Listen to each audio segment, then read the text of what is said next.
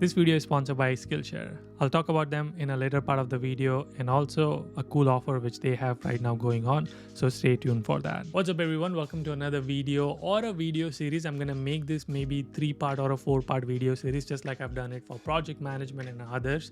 So this is going to be a video series which is going to be focused on how to get a job as an international student who's studying in United States, how to get an internship, basically how to get a job. So that's what we're going to talk about. Now, in my opinion, there are two main ways to get a job. One is referral. This is my most recommended, most efficient, the best way to get a job is through referrals. I've talked about it in several videos and we'll talk about it in this video as well.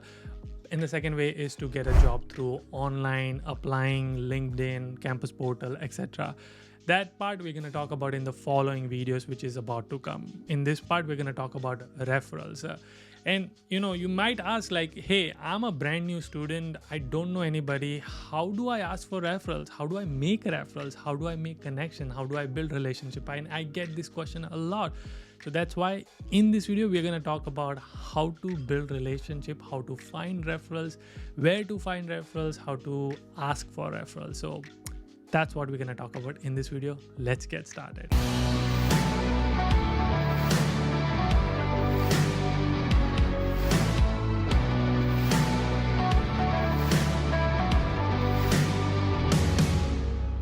I think that was the longest intro I've ever done on this channel. But anyway, for those of you who don't know me, I came to United States in 2014. I got my first internship in 2015. And since then, I've been working in tech industry for more than 6 years, 6.5 years now. And I have been in a hiring position, in a hiring manager position for last 3 years. I've been in a hiring committee for a longer period of time, but I've been a direct hiring manager for last 3 years or so. So I have a pretty good idea of how hiring works over here in United States. And one of the most ways, and I've talked about this in several videos of mine, anytime I do webinars, I've done this, I've talked about it, that referral is the best way to get a job. In fact, I will even say that a lot of times people don't even post the job positions online. And a lot of them, the hiring happens even before the job position get posted because somebody knows somebody and they will just apply and the internal hiring happens. Or not internal hiring, but it just happens so quickly that you don't even have chance to apply online. So people who are relying on online application, they lose a shot to even apply for that job. So referrals are very important, and that's what this video is focused on. We're gonna divide this video into 3 main parts. Timestamps in the video description. Skip to any part of the video you want to. We're gonna focus on 3 parts. One is, where do you find these referrals? Where do you find this connection? Number 1, if you're a brand new student, where do you find them? Number 2 is, once you found the connection, once you found the referral, how do you actually make the connection? How do you build a relationship, and how do you keep them long lasting? And number 3, which is the final one, how to ask for referral. Okay, I have a connection, I have a referral. How do I ask them? Is it just as simple as asking, or there's more to it? That's how we're going to divide this video. So we'll start with, where do you find these referrals? There are 4 main places where you can start looking for your referrals or for your connections. Number 1 is your seniors. Seniors are very important. They are the best friend for you in your entire master's journey, not only just for your full-time job search. I mean, sure, they're going to help you with that, but they will also help you with what classes to choose, what professors to choose, apartment finding, roommates finding, which area to go in, where to buy groceries, all of it. So your seniors are super important. The seniors are basically one step ahead of you because they are still studying. They are not graduated. They are still studying. They are either in their last year or they are in their last semester, but they are like pretty much ahead of you, so they can guide you very well because they are exactly going through the journey which you are just about to start. Okay, now point is, where do you find these seniors? You find seniors pretty much everywhere. They are inevitable. You will find them. You will find them from the beginning, where on the Facebook groups, on the WhatsApp groups, or as soon as you come to the campus, you will be able to connect with them. You can also find them obviously on LinkedIn profiles. You can look for them and you will see that they are studying right now, but you can also find them through Indian Association. So a lot of colleges will have, a lot of universities will have this Indian Student Association or a club where it's made by Indian students. they are basically your seniors who are running this, and if they are running this, they can, that's how you can get connected. So there are a lot of ways to connect with seniors. You're not going to miss it. But once you do find them, you have to just make sure that your job is to be connected with them, and keep a long lasting relationship. We'll talk about that in just a minute. Second one is very, very important. I have talked about this also a lot of time, is campus events and opportunities you have on campus. Please do not be in your apartment when you come to United States. You are paying a lot of money to be involved on campus, to have these campus experiences. Lot of campus will have so many events, so many clubs which you can actually participate and make. That's where you find connections. There are clubs, I was a president of Indian Student Club and a yoga club, but you don't have to be the president, you don't have to be the leader of the club. You can be just a member and still get the benefits which I got. In Chico State, we have a club called Business Analytics Club, we have a Computer Science Club, we have a startup clubs. And fun fact, one of the startup which is super big in Chico was started in that startup club or entrepreneurship club, I'm not sure. But point is that if you are involved in these organizations which are ran by students, which is kind of give you a startup feel, be involved. You will get so many opportunities to meet with so many people. Also, not just students. A lot of time your campus will be organizing a lot of conferences or networking sessions. Even you will have opportunities to go to competitions like hackathons and several other business case competition, entrepreneurship competition. I went to Deloitte competition. I made so many people. I met so many people over there, and I am still connected with them on LinkedIn and Twitter, and I talk to them maybe once in a while. It's because I don't have anything to do with it, but I still keep that relationship going. So maybe sometimes in future I want to go to Deloitte, I still have some connection there, and I can remind them like, hey, I met you in 2014 when I came to this Deloitte competition. So anyway, point is that there are lots and lots of opportunities to be on campus and get connected. That's where you find people outside your circle, and that's where you can get connected. Next one is your alumni. Now, they are not your seniors. In a way they are seniors, but they have been already graduated. They have a well-settled job, or they are probably well-settled in United States, have a nice home, car, etc. They are the one who are called alumni network. A lot of campuses will have a portal to connect with your alumni. If you don't have that, then you will have obviously alumni association, just like a student association active in this. There will be an alumni association where you have a lot of alumni connected in that organization. Contact them. If you don't have that, go to your career center and ask them, can I connect with my alumni who is working in this? They will help you get connected with that alumni. If you don't have any of this, which is very rare, then your best friend is LinkedIn. You will have LinkedIn, and you should connect with them on LinkedIn. That brings to me on my fourth point, which is LinkedIn. LinkedIn is your best friend in professional journey. That's your brand statement. That's your professional resume. You have to be on LinkedIn to connect with these people, to find a job, to do a lot of things. So at this point, if you are not having a LinkedIn, if you don't have a LinkedIn account, stop, pause this video, go to linkedin.com, create your account, and come back and watch this video. So connect with me. Now you're like, okay, I'm on LinkedIn. How do I find people? There are plenty of ways to find people on LinkedIn. I personally, on this channel, if you've been following this channel, we have interviewed about 150 guests from anywhere from Microsoft, Google, Amazon, Tesla. There are so many people from different industries, data analytics, industrial engineering. I've interviewed so many people, and I know those people want to help you. So connect with them first. I know that a lot of guests tell me that the day you upload the video, I've got like 1,000 LinkedIn requests. And that just tells me those are the real hustlers like me. They know the game. They are ahead of the game. As soon as I upload the video, they know the contact, they connect with them. So connecting with those people. But you don't have to connect with just my guest. You can connect with people where you Maybe just type up data scientist and see where they're studying, see what jobs they have. There are a lot of ways to connect with people on LinkedIn. Okay, so those are all the places where you can actually find your connections and make connection. That's your first step. Like, where to find them? Those are the 4 places to find them. Now, moving on to the second point, how do you, once you found them, how do you make a connection? How do you build a relationship? And how do you go forward? How do you keep this relationship going? Before I get into that, I want to talk about Skillshare. Skillshare is an online platform where you can learn so many skills online, where you can take so many classes online, everything at your own pace. You don't even have to pay every single class you take. You just pay one monthly fee or an annual fee depending on how much you can afford, and once you pay it, you have access to thousands of skills, thousands of lessons, thousands of classes. There are so many teachers online. Personally, I've been learning a lot about productivity, time management, leadership, because that's what I'm interested in.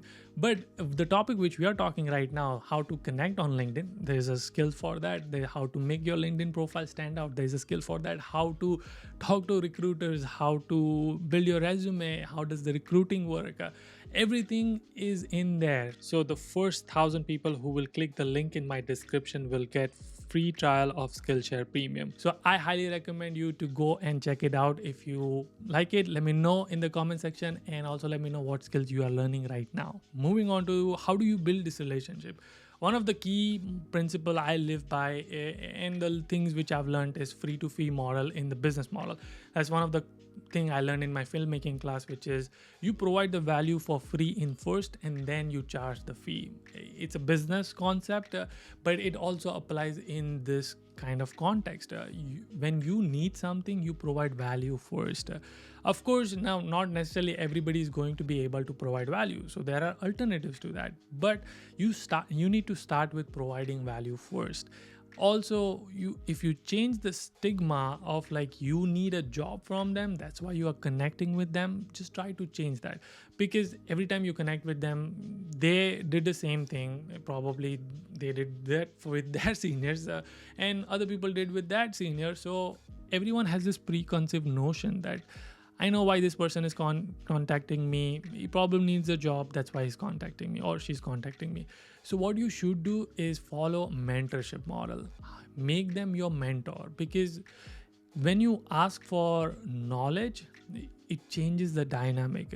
When you ask for job, it changes the dynamic. So when you ask for like, hey, I see you are in this position, I want to learn about that. I want to learn what you did to get to that position. I want to learn about your company. So now you're not asking for a job, you're asking for knowledge, and everybody wants to talk.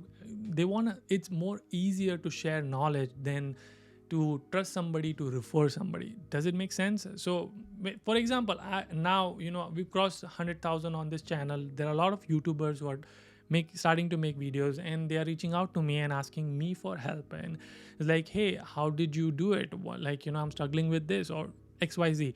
So when they are asking for knowledge, I'm more than happy to help them. And what happens is that I'm like, hey, you know what, I'm going to actually do a shout out on my Instagram, or let's do a podcast so I can let my audience know about you.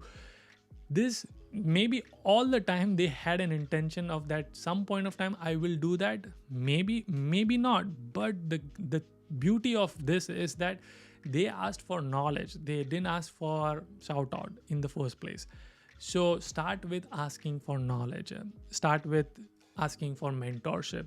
Can you mentor me? Hey, I would love to know more about data science job which you have. I would love to know more about software development job at Amazon which you have. Like, what skills did you learn? So always ask for knowledge. Now talking more about practical approach.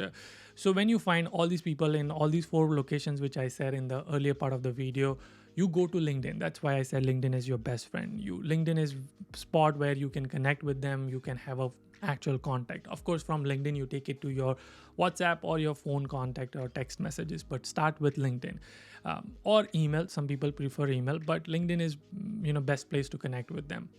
When you send the LinkedIn request, I will tell you this, do not send them an empty LinkedIn request. It shows that you are lazy. You did not take any effort to write a message to them.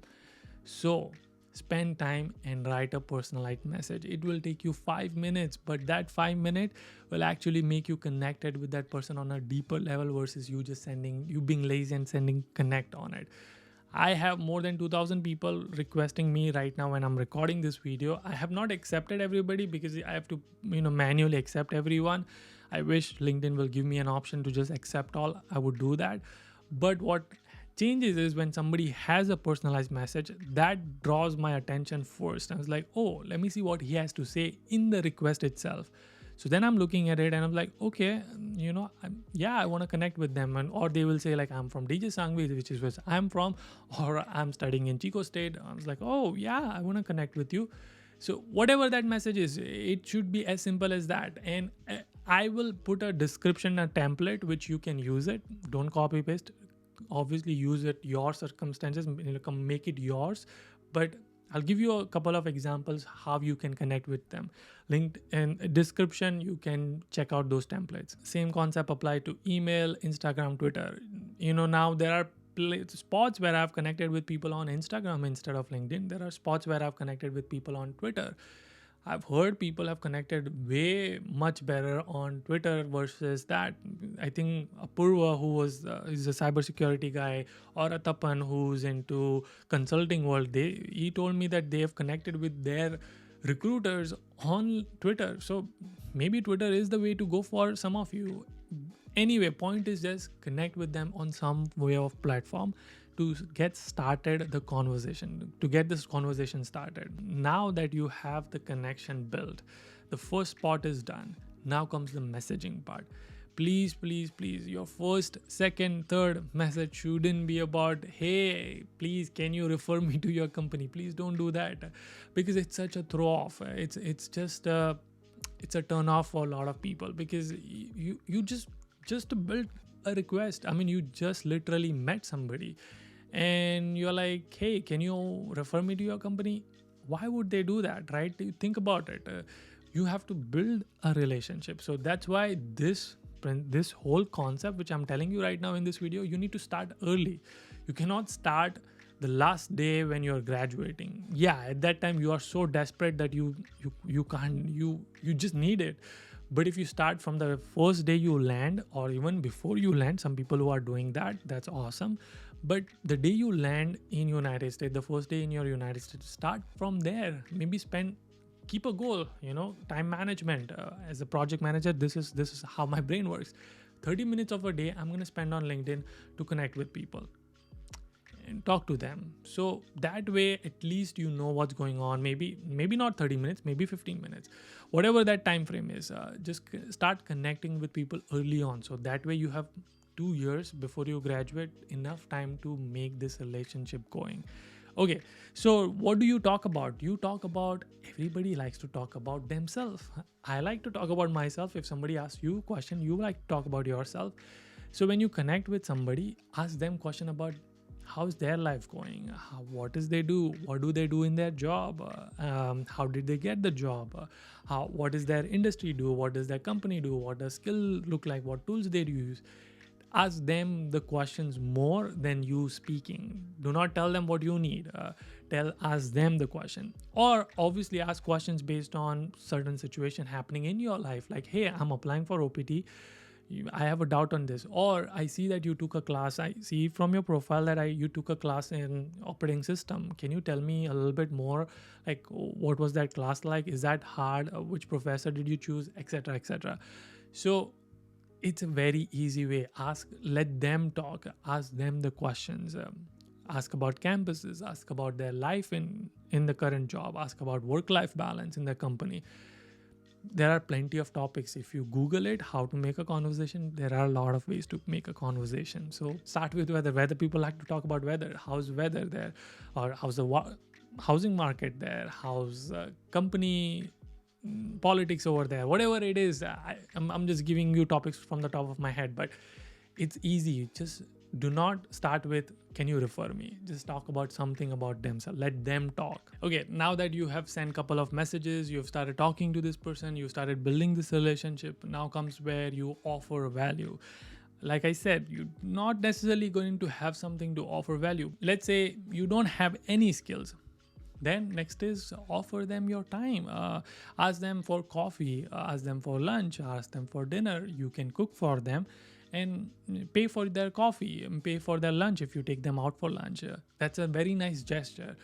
And when you do that, when you meet with them, that's where you can start the conversation. That's where you can talk more about it. Again, all these conversations is very early, so do not start asking for a job. And obviously don't start this when you're looking for a job. When you're looking for a job, it's very obvious because that's what you're looking in the relationship. But if you start way early when you don't have any motivation for getting a job, it's mainly you're just wanting to build a relationship and you're building a connection for long term. It's very nicer to start early. So that's how you build a relationship, that's how you keep the relationship going. Now part of the struggle is to keep a long lasting relationship. That's why the mentorship, like when you have a mentor, they don't leave you alone until you are well settled and you're starting to mentor somebody else. So find mentors in your life, and so try to make them mentor, make your connection a mentor. You don't have to have 100 mentors, of course. You need to have maybe 3, maybe 1, maybe 2. I don't know. There's no limit to how many mentors you can have, but idea is to build that mentorship relationship so they help you throughout the journey. Also, make a recurring meetings with them, like once a month, maybe once in a 2 months. Tell them that, hey, I would love to keep this once a month relation, like once a month meeting type. I would love to give you progress updates on my life, and then I would love to know what's going on in your life. When you approach that way, it's much easier to keep the relationship lasting. That's how I have so many friends right now. I mean, if I have to meet everybody every day, I'm not going to have any time other than just meeting people. So I meet with them once in a month, maybe once in 2 months if the list is longer. You proactively take initiative. Sometimes you might have, they are busy in their life. They are, well settled. They have a job, so they have a family. Maybe they are busy. So you need to keep pursuing that. You need to ask them like, hey, do you have some time? I would love to meet and just talk. You don't have to, and it doesn't have to have an agenda. You want to just talk about life, how things are going. So it's a long relationship, so keep it like that. Those are some of the ways where how you can start building the relationship, how you build a relationship, and how can you keep it long lasting. Now coming to the final point, which is what everybody is probably waiting for. Okay, all of this is good, just tell me how to ask for referrals. So like, just tell me. It is not as simple as just asking for a referral. Again, like, I think when you do that, it's, unless you are in that spot and unless you are in that relationship that where you feel very comfortable that if I'm saying this, he's not going to be offended. Like, I have some friends who are right now studying, and I'm so comfortable with that person that that person comes and tells me like, Yuri bro, I'm looking for a job, does your company have a job? I'm probably going to help them. But maybe if someone who may not have that good relationship with me, they shouldn't start with that. Maybe they should start with something else.